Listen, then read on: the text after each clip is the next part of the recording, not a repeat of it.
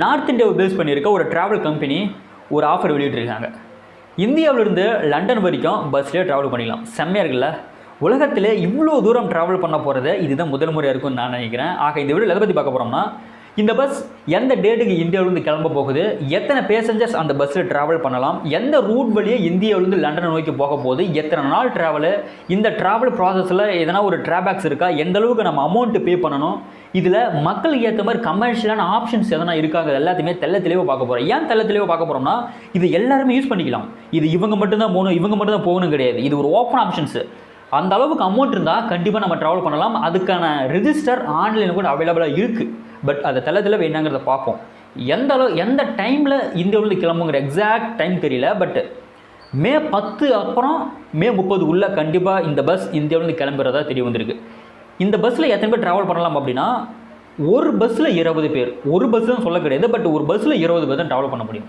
எந்த ரூட் வழியே இந்தியாவிலிருந்து லண்டன் நோக்கி இந்த பஸ் பார்க்க போகுதுன்னா, சவுத் ஈஸ்ட் ரீஜனை ஃபஸ்ட்டு கவர் பண்ண போகிறாங்க.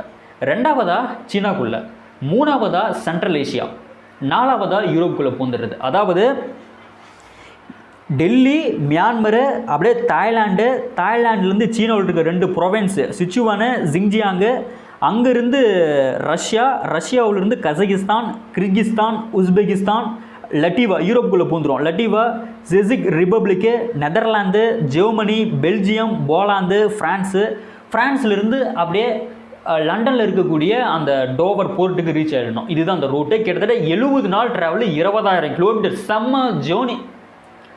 இதில் இருக்க ட்ராபேக் என்னென்ன அப்படிங்கிறத நம்ம பார்த்துருவோம். ஒன்லி டுவர்ட்ஸ் ட்ராவல் மட்டும்தான் ஆப்ஷன்ஸ். அது மட்டும்தான் இங்கே இருக்கும்.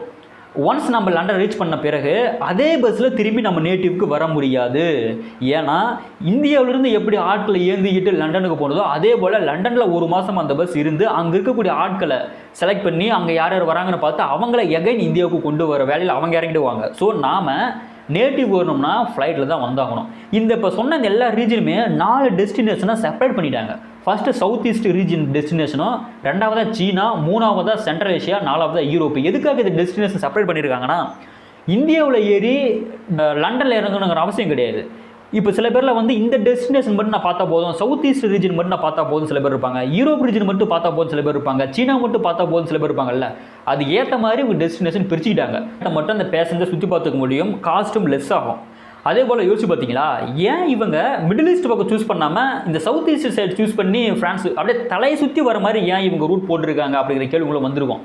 ஏன் அப்படின்னா, உலகத்திலே பாரம்பரியம் மிக்க அதிகப்படியான இடங்கள் எங்கே இருக்குன்னா மிடில் ஈஸ்ட்டில் தான் இருந்துகிட்டு இருக்கு. பட் அது பல பேர் எக்ஸ்ப்ளோர் பண்ணியிருப்பாங்க.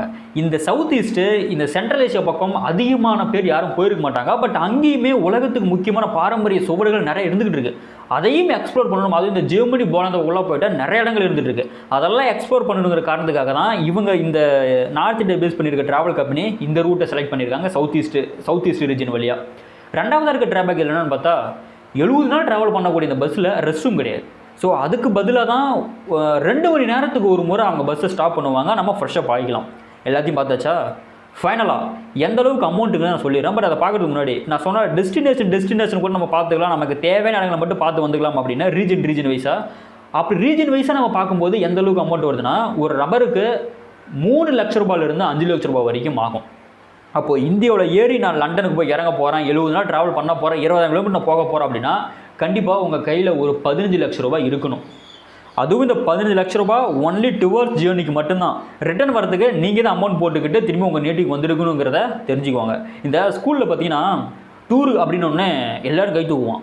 அமௌண்ட் இந்த அளவு ஓப்பான்னா பாதி பேர் கைக்கு இறக்கணும்ல, அந்த மாதிரி தான் இருக்குன்னு நினைக்கிறேன். பட் நான் இதை பார்த்து ரொம்ப சந்தோஷப்பட்டேன். பட் ஆனால் 15 லட்ச ரூபா அப்படின்னோடனே எப்பா வேணாம், அப்படியே இருக்கட்டும், அங்கேயே இருக்கட்டும் அப்படின்னு விட்டாச்சு. ஆனால் செம்ம ஜேர்னி தான் இது உங்கள்கிட்ட நான் ஜஸ்ட்டு சொல்லணும்னு நினச்சேன். பட் இது 4 மாதம் முன்னாடி சொல்லிட்டாங்க. நான் இப்போ தான் அதை பார்த்தேன். அதனால தான் கூட ஷேர் பண்ண நினச்சேன். இதே போல் அடுத்த வீடியோவில் பார்ப்போம். Will soon back. நீங்கள் போகிற மாதிரி இருந்தால் கீழே கமெண்ட் பண்ணுங்கள்.